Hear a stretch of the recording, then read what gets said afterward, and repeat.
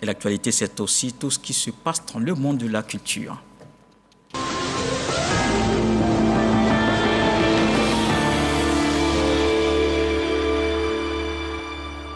D'abord le FEMUA 14 qui démarre le 10 mai à Abidjan, mais avant le commissaire général Al-Salfo était en RDC. C'est le pays invité de cette édition du Festival des musiques urbaines d'Anoumambo. Il a annoncé officiellement l'information aux autorités avant de prendre part au 6e anniversaire de décès de Papa Wemba. Issa Chonayo.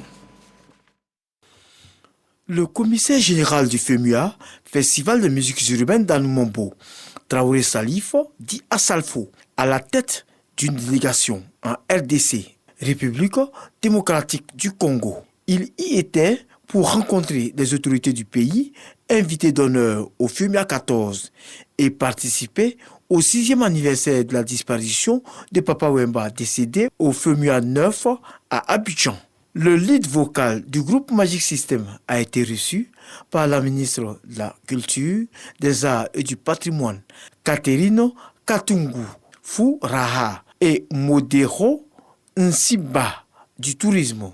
Ces deux personnalités congolaises se sont félicitées de la démarche du commissaire général du FEMUA et du choix de la RDC comme pays invité d'honneur au FEMUA 14. Cette année, c'est l'année de la RDC. La rumba qui est rentrée au patrimoine immatériel de l'UNESCO se doit d'être honorée. C'est d'ailleurs pour ça que nous allons rendre hommage à cette rumba-là, qui est le leitmotiv de la musique même africaine au FEMUA cette année.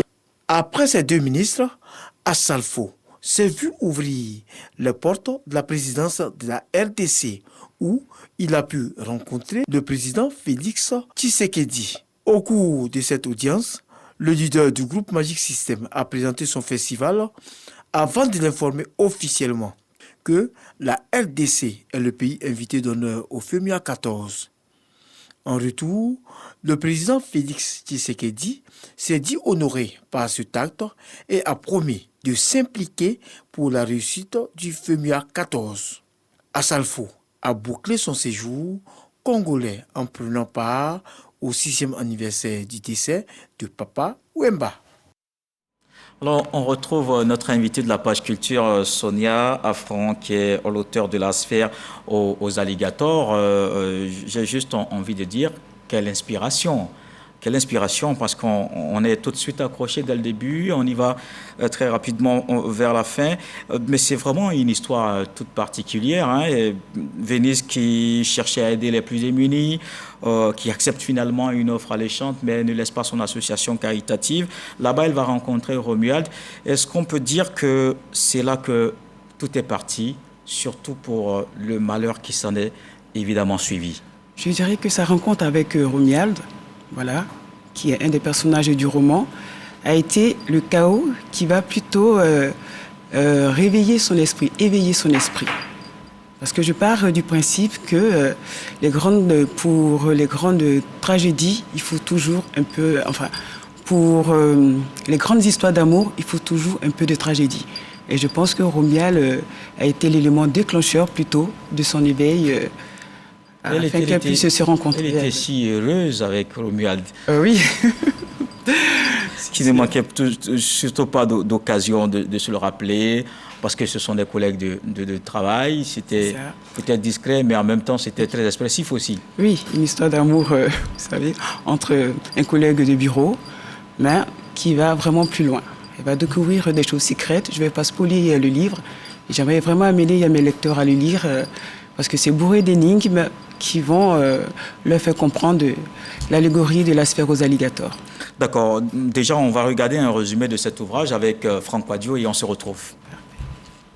La sphère aux alligators, tome 1, est déjà un élément déclencheur, la dualité au niveau de la couleur dans le titre, la superposition du noir et du blanc, comme pour illustrer la contradiction des sentiments, le perpétuel combat entre le bien et le mal, l'innocence et la noirceur, ou encore la pureté et la souillure. Dans un monde où tout est possible, il y a cependant moyen d'espérer. L'auteur est une jeune dame, Sonia Affran. Elle nous invite à l'optimisme à travers son personnage, l'héroïne Venise Sanders. Le roman est une exploration de la vie en société, du monde du travail, mais aussi de l'idéalisation de l'idylle amoureuse sous un certain épicurisme lampant. La Sphère aux alligators est la deuxième production littéraire de Sonia Affran après Le Secret de Raïssa. 288 pages et 10 chapitres pleins de références historiques, mythologiques et d'allégories. L'auteure est franco-ivoirienne et vit en France. Elle est passionnée de textes anciens et d'écrits philosophiques. Alors justement, je rebondis sur cette dernière phrase de Franck Wadio. D'où vous vient cet amour pour les textes anciens? Je pense que ça vient depuis l'enfance déjà. J'ai été toujours intéressée, toujours impressionnée par ce genre de textes anciens, en prenant les bases même de la spiritualité, bien sûr, avec ce que nous avons comme livres anciens, parce que c'est les premiers textes anciens, et les livres spirituels. Et donc déjà, étant toute petite, en étant assez intéressée, j'ai voulu pousser plus loin. Et j'ai vraiment commencé à faire des recherches pour pouvoir avoir certains livres qui n'étaient pas bien à la portée de tous et vraiment qui m'ont beaucoup aidé à avoir une vraie ouverture d'esprit et comprendre certaines choses qui sont cachées à l'œil humain. Oui, voilà. Évidemment, tous ces textes anciens qui de plus en plus commencent à refaire surface grâce aux moyens modernes de les faire revenir. Alors, j'ai surtout noté la multitude d'intrigues dans cet ouvrage. J'ai envie de dire pourquoi autant maltraiter le lecteur qui veut tout de suite savoir ce qui se passe dès qu'il ouvre le roman. En fait, le premier tome de La Sphère aux alligators est une histoire où j'ai planté un décor avec beaucoup, je ne sais pas comment je peux dire ça, d'énigmes. Voilà, c'est ça, plutôt d'énigmes. Ça mène à réfléchir. Qui vont se répercuter plus tard sur le tome 2. Donc le but, c'était ça, c'était vraiment d'emmener le lecteur à se poser plein de questions, beaucoup de questions, à avoir, une idée à peu près de ce qui va se passer par la suite. Alors justement, mais ce qui s'est déjà passé, c'est qu'après la mort de ses deux filles, et surtout de son fiancé Romuald, elle va perdre la tête, il y a des troubles qui vont suivre. En temps, elle fait des hallucinations avec une certaine reine qu'elle voit dans son imaginaire, qui est dans un autre monde. alors pourquoi a-t-elle fini par suivre cette reine dans ce monde qui, visiblement, n'est pas rationnel? Oui. Si on veut le prendre sous cet angle-là. Mais le but, comme ce que je dis, je pense que la base même de notre humanité, il faut toujours un peu de noirceur pour pouvoir apprécier la lumière. Il faut qu'il y ait le mal pour qu'on puisse apprécier le bien. Je pense que c'est cette dualité-là qui fait un homme accompli et véritable.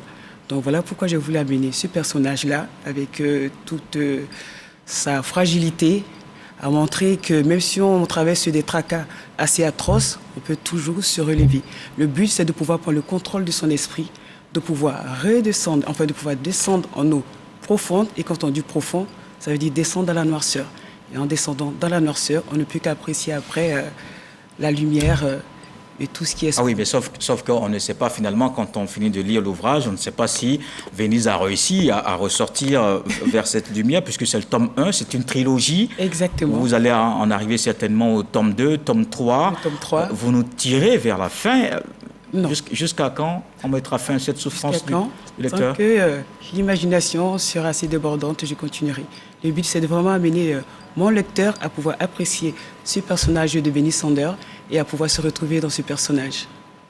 Alors, du petit niveau de langue en latin que nous avons, certaines expressions, on les a vues que vous utilisez dans le livre, n'ont vraiment pas de sens, de signification.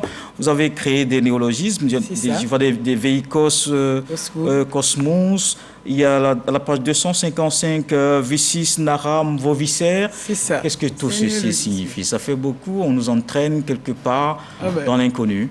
J'aime ça. J'aime bien que le lecteur se pose des questions et se demande qu'est-ce que c'est et tout ça. Du coup, il reste centré, focus, concentré et il a envie d'aller plus loin. Donc c'est vrai que c'est... voilà. Mais j'ai donné certaines explications dans le premier tome. Et ça sera dans le second que vous allez voir pourquoi ces néologismes a été mis autant en avant. Alors justement, donc vous traînez vraiment le lecteur vers la fin de ce tome 2, ensuite le tome 3. Ce sera quand la suite alors? Bon, on ne sait pas encore. Est-ce que le tome 2 au moins il est disponible? Ah oui, bien sûr, il sera disponible, mais je ne vais pas donner de date. J'aimerais que les personnes puissent bien se concentrer sur le tome 1 afin d'avoir toutes les bases pour pouvoir se répertorier sur le tome 2 et après le tome 3. D'accord. Alors, je vois bien que c'est ainsi faire. Finalement, c'est une mise en relief du bien et du mal, de l'obscurité et de la lumière. C'est ça. Mais parfois, on a surtout du mal à sortir, quand on est dans le noir, à sortir à la lumière. Mais justement. Surtout avec les hallucinations, comme on a vu avec Vénice dans l'ouvrage. Avec Vénice. Je pense que tout un chacun de nous, nous sommes en plein noirceur, ténèbres. Il y a une dualité en chaque être humain. Je reste persuadée de ça. Voilà, je pense comme vous, il doit y avoir deux personnalités et que ces deux personnalités-là se confrontent tous les jours et on verra qui gagnera. D'accord. Merci Sonia Afran, auteure de ce roman en tome 1. Donc, roman d'une trilogie, La sphère aux alligators. Je rappelle qu'on vous retrouve également au Salon du Livre qui démarre à partir du 17 mai. Merci d'avoir été avec nous dans la page culture. Oui, c'est un plaisir.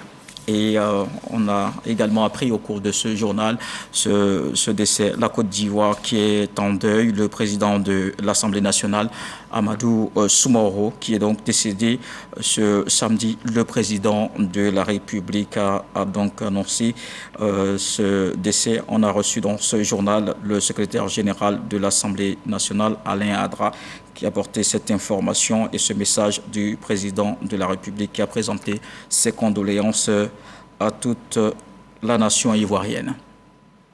Et voilà qui met un terme à ce journal. Merci de l'avoir suivi. Retour de l'actualité, 23h. Ce soir, le sage nous apprend que ce qui est encore dans la rivière n'est pas encore sauvé de la gueule du crocodile.